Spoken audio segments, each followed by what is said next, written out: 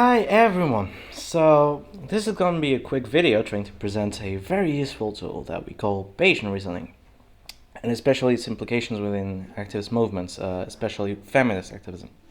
I think we kind of all have this kind of reasoning as human beings, but cognitive dissonance can make our brains think in very dumb ways sometimes. And this happens especially when someone reveals you that they've been victim of a violent crime and that you know who they tell you committed the assault. I mean, obviously, we as feminists will probably believe the victim by default, but for other people, and it's actually quite reasonable, but we'll see that later. But for other people, this could sound like an unreasonable kind of assumption.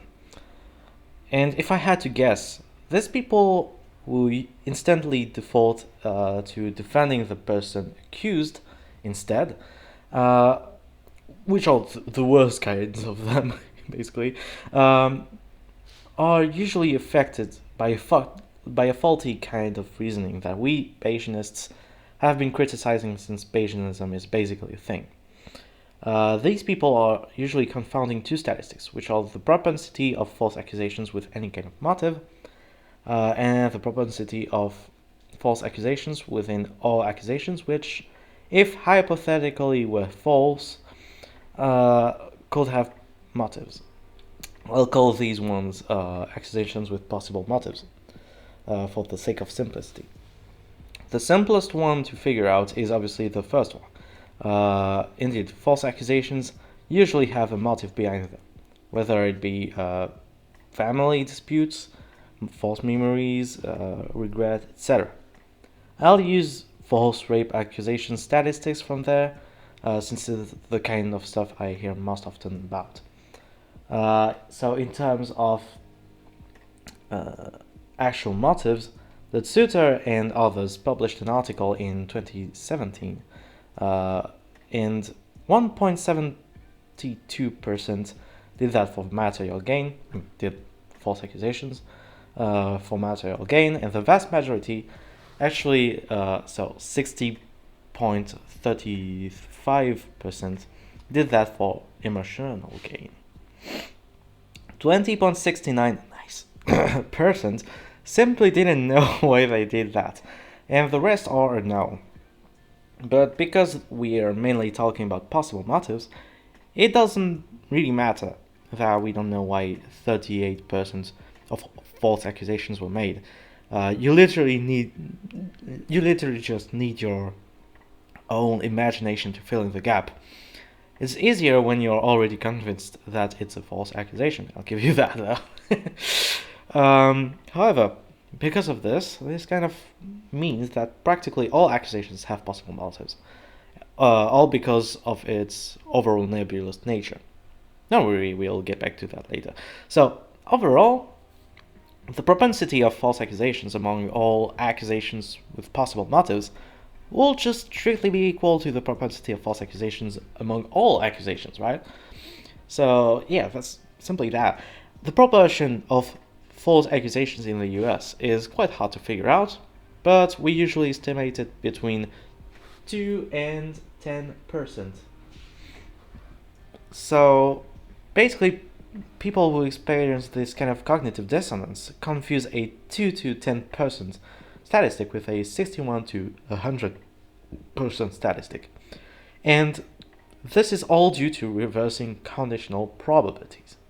I don't know if that's the main pseudo-argument that drives this kind of victim blaming, but from the number of times I've heard people doing the devil's advocate and saying stuff like, shit it for the clout or some possible motive like that, which hopefully you'd have guessed by now is usually just a made-up motive, kind of made me infer over time that it was one of the most likely hypotheses. It could also go along with projection, which is the act of imagining that another person or group will forcefully share the same kind of reasonings or values as yours. But it's obviously not mutually exclusive at all. Still, to put these statistics in perspective, we could try not to just use false accusations with all accusations with possible motives, aka all accusations. But within accusations with stronger, more backed up evidence of possible motives instead.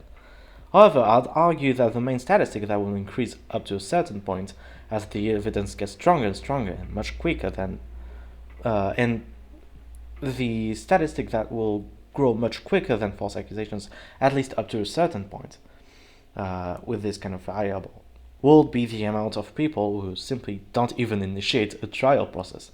Indeed, since the large majority of accusations are true, if victims are aware that some factors may decredibilize them, they'll usually not even attempt to start a trial, or even talk about the crime that they were victim of, to their relatives, and in order to avoid being blamed for the horrendous crime they've been subject to. Obviously, though, when the evidence starts getting really strong, there might be more and more reason to legitimately believe in a false accusation. Still, the strongest, most backed up motives possible will still make up only less than 61.62% of all false accusations claimed, since once again, 38.23% of false accusations don't really have any known motives. So basically, it will take very solid evidence to even attempt, reasonably betting that an accusation is false. And by betting like that, it will, even with this kind of strong evidence, it will still be basically a sort of coin toss. It will still be a 50-50 chance to be right. Solidity, which made up possible motives and rumors, will never get any closer, So victim blaming is usually very unreliable. I'd even go as to say that it will usually be right much less than simply betting at random. The most reliable thing to do, which works 90% of the time at least, is to actually believe the victim. Of course, it doesn't mean that we should throw away the presumption of innocence on the accused person's part. It just means that there will need a lot of evidence for us to be sure that it's a false accusation. Just as it would require a lot of evidence to see if it's a true accusation. But anyway, after all, one could argue that a 2 to 10% error margin is still really high, and that the negative consequences may too often be much more important than the positive ones. After all, we wouldn't want to get a solid clout scale all over again. So it's extremely important that solid evidence be thoroughly searched to really bet anything. Each individual case is more than just a global statistic. It's just that, overall, not trusting the victim results in much more negative consequences overall.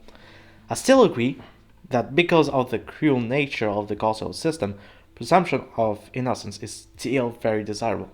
But I would argue that it actually applies on both sides, on both ends, both on the victim and the the one you could guess is guilty if the accusation is true. Anyway, if you'll have some questions or whatever, I'll attempt my best to,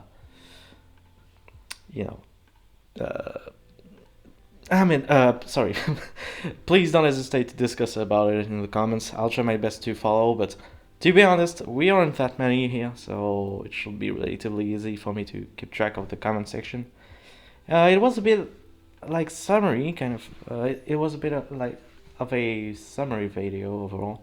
So there's a bit of nuance that I definitely had to truncate, and I get that there's some clarification that will be needed, I guess.